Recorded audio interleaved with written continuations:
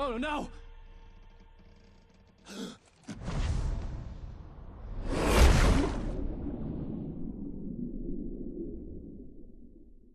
Keep going, Alan. Wake up.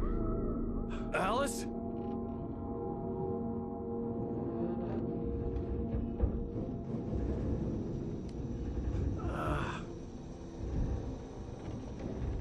Waking up in the crashed car felt like I had woken from one nightmare and entered another. I couldn't remember how I got there. All I knew was that something terrible had happened to Alice. The phone was dead. I'd have to find help on foot.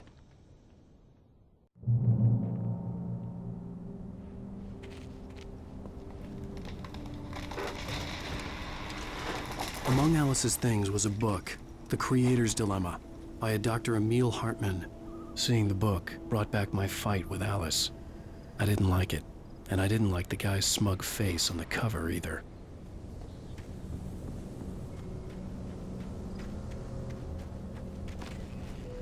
The gas station was my best bet. They'd have a phone I could use. It looked like a long hike through the forest to get there.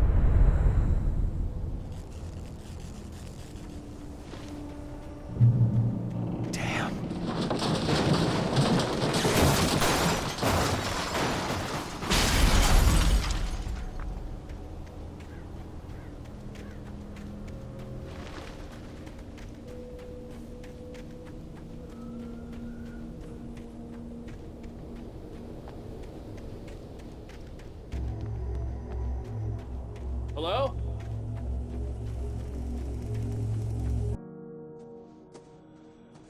Hello? Is someone there?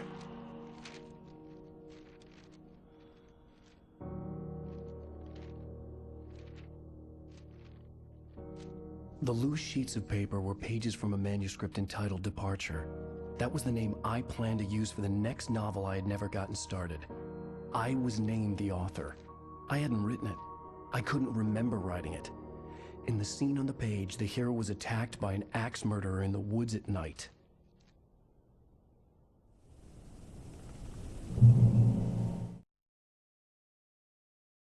The man turned to face me.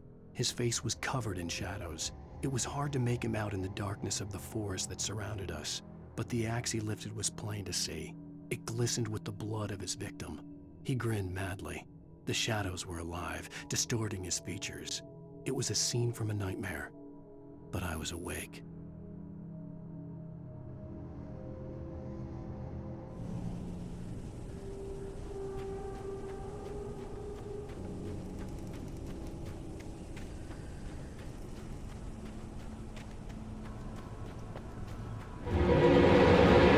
Anybody there?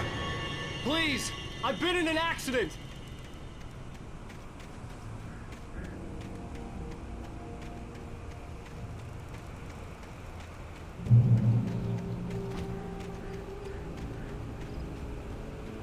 The lights up ahead were a good sign. Maybe I wouldn't have to hike all the way down to the gas station to find a phone.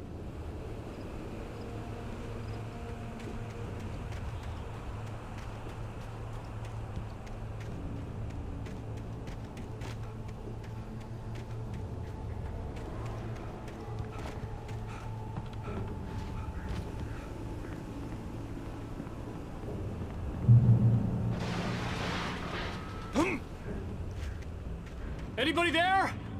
Please, I've been in an accident. Hey! Hey, you! Phil! There's been an accident. I need help. Listen, I need to... Premium cabins for rent in... Oh, hell. Carl Stuckey. Pleased To meet you. Non-refundable reservation deposit required. Fair and square. Fair and where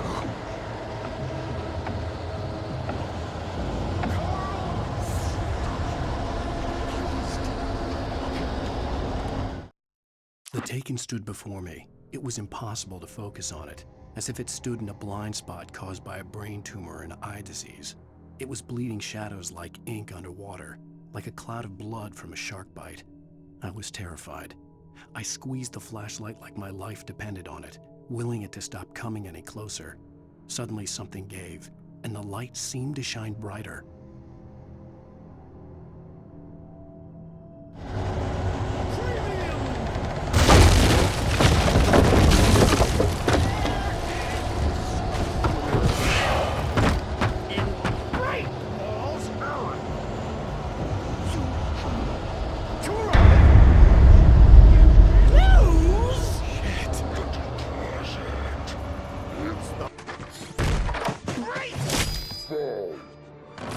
I had to figure a way out of this. Any second now, and Stucky would be knocking on the door with his axe like Nicholson in The Shining.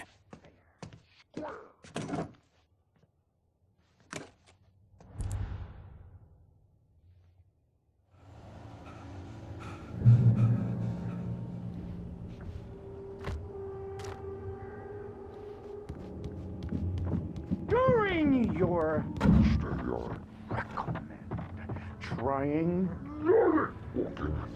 it's the latest thing. Incontestably proven health benefits. Let you kill two birds with one stone.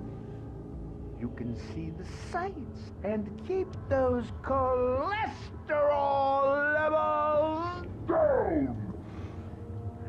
See? Time.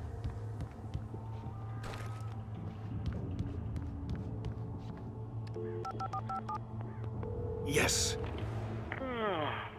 Bright Falls Sheriff Station. How may I... Hello? Hello?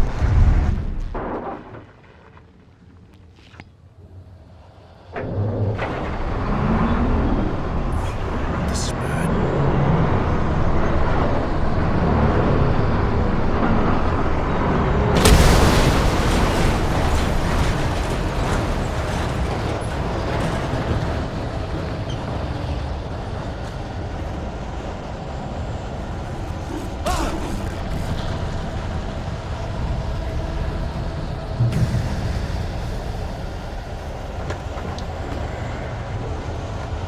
There were more of them.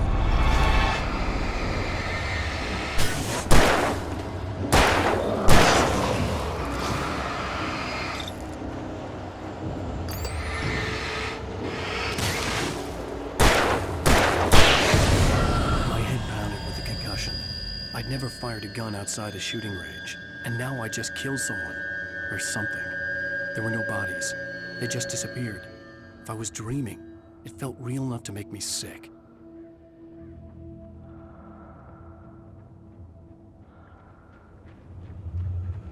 Eerie hand-painted graffiti was revealed by my flashlight. Someone had hidden a chest of supplies near it.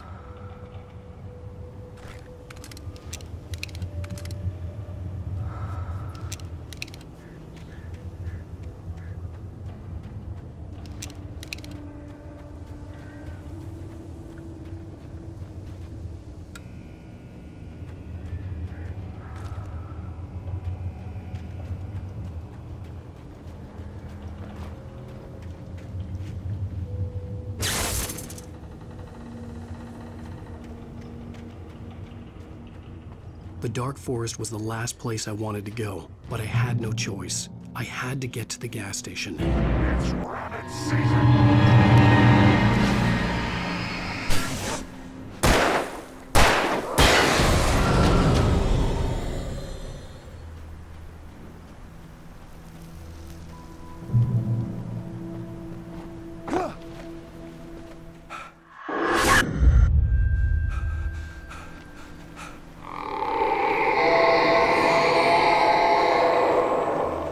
What the hell was that? When I saw the river below, something uncoiled itself inside my head. I realized that I'd have to find a way across. I didn't even want to look at the water.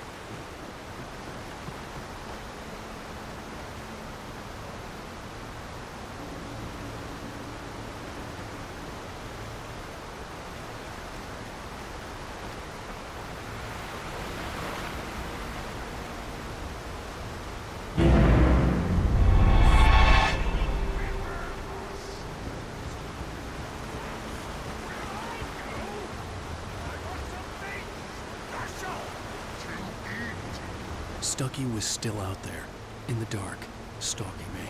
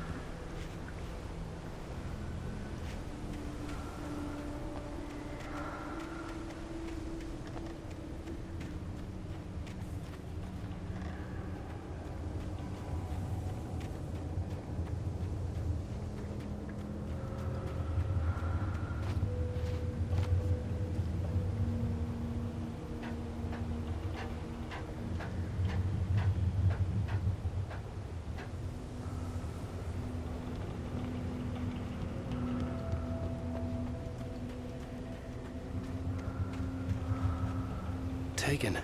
They're taken.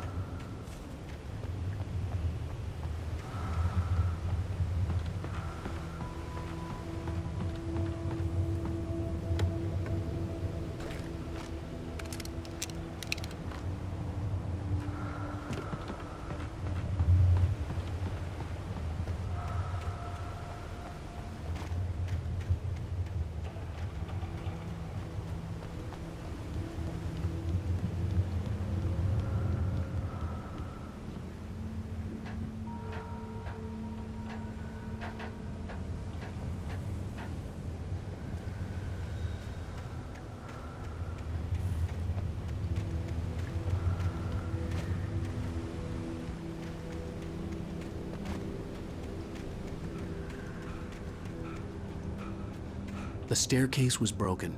I had to make my way up some other way.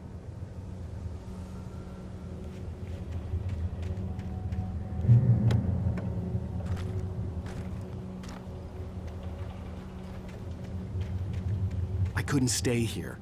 There had to be a way to get up there.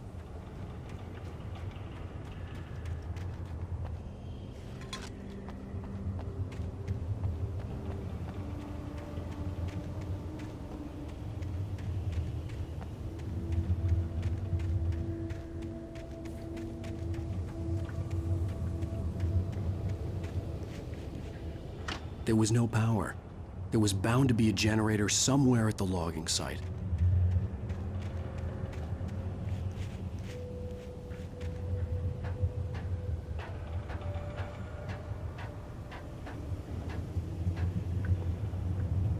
With all this forestry equipment around, there had to be something I could use to reach the top.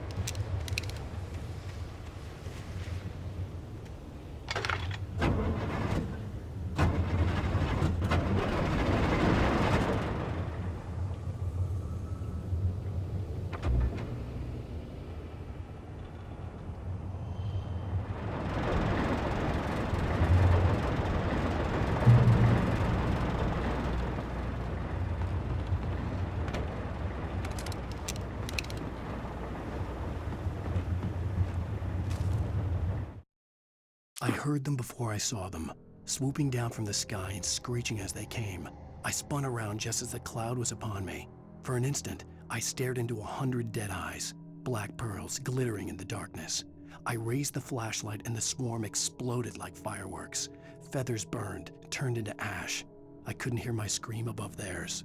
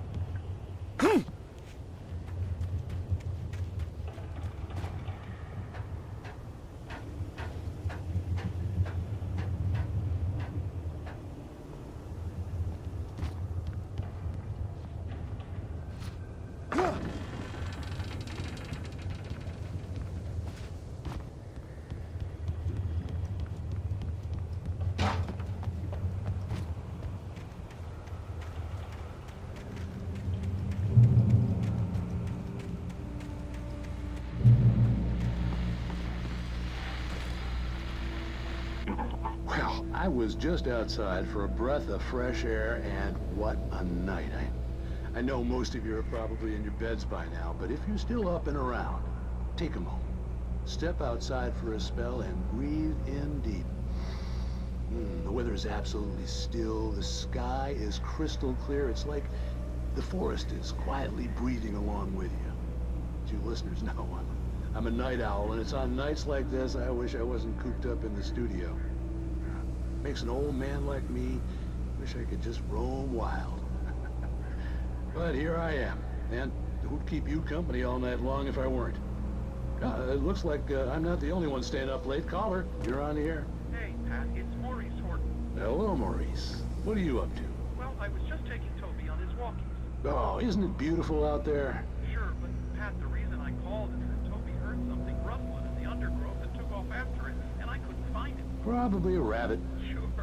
Toby loves rabbits. Well, sure. Anyway, I figured that, if anyone runs into Toby, they could grab him. My number's on his collar. And Toby's a friendly dog? Toby loves people.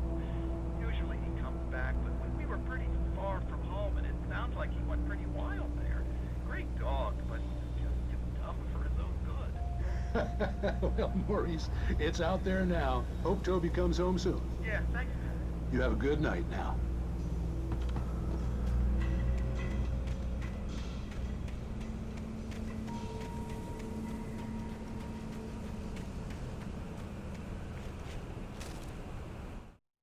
At first, I kept finding the pages as if by accident. The book I couldn't remember was either a terrible and true prophecy or an act of creation that had rewritten the world. I began to hunt the pages feverishly, for they held the answer to the mystery. With it, I could save myself. With it, I could save Alice.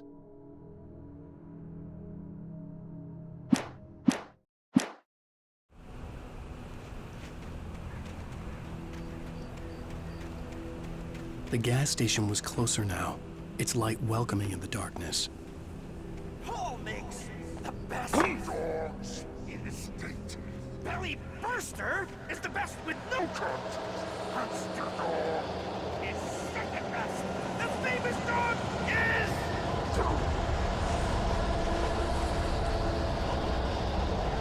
Yes,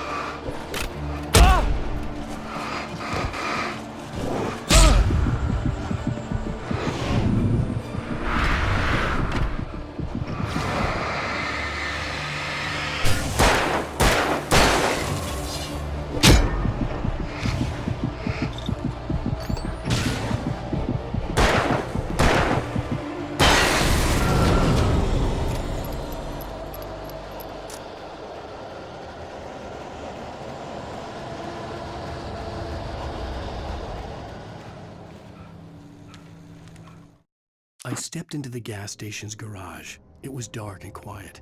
The place was a mess. It looked like someone trashed the place or that there'd been some kind of fight. Light spilled into the room through an open door at the back, and I made my way toward it. Without any warning, I was blinded by a bright light. An old portable TV on the shelf had come alive by itself. Impossibly, I could see myself on the screen, talking like a madman.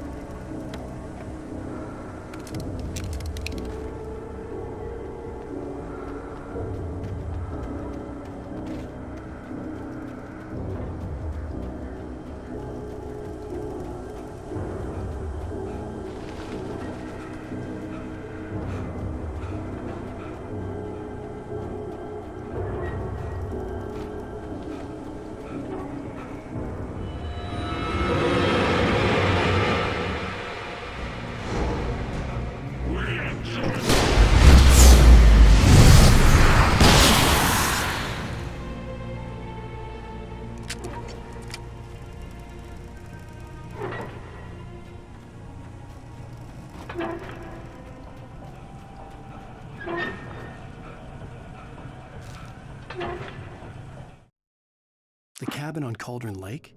She asked. The sheriff looked at me suspiciously. The early morning light flooded through the office windows. I would probably never have gotten out of the woods alive without her help, but I couldn't tell her the truth of what I'd faced the previous night. She'd think I was lying or crazy. She'd lock me up, and she wouldn't help me find Alice.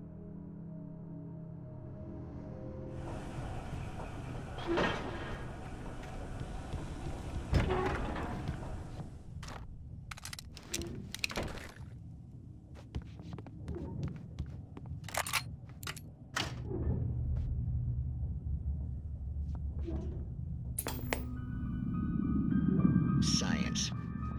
It bestows immortality on those who advance it to elevate all of mankind. Newton, Einstein, Sagan, princes among men. But the price for such a legacy is steep indeed. In Night Springs.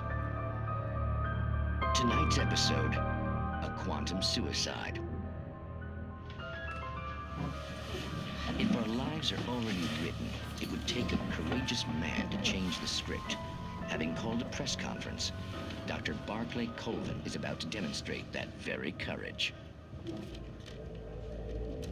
Ladies and gentlemen of the press, I am Dr. Barclay Colvin, and I'm glad so many of you could join me here at the Moorcock Institute. Tonight, I'm going to give a practical demonstration of the many worlds interpretation. As you can see, this is a loaded 9mm pistol. It shall be part of a thought experiment. And now, a real experiment, known as a quantum suicide. Did he say suicide? Is that a real gun? He's kidding, right? Please, stay calm. There is no risk. Observe what occurs when I place the weapon against my own forehead. Now, you might think this round is merely a dud. Not so. Observe the flower pot. And yet, I myself cannot be harmed with this gun. With each pull of the trigger, two new realities branch off. One in which the weapon didn't fire, and one where it did. With my machine here, I have ensured that this reality is always the former. I have bestowed upon myself quantum immortality. Under no circumstances can this gun kill me. So wait. What you're saying is that every time you pull the trigger, in another reality, you die? Yes, of course, but that's completely trivial. There's an infinite number of things that could happen at any moment, and they always do happen somewhere. The point is, this one thing did not happen here. You're insane, Colvin. Insane? Insane? Hey, was this thing supposed to be plugged in? I stumbled on it. You fools! Gaze upon quantum immortality.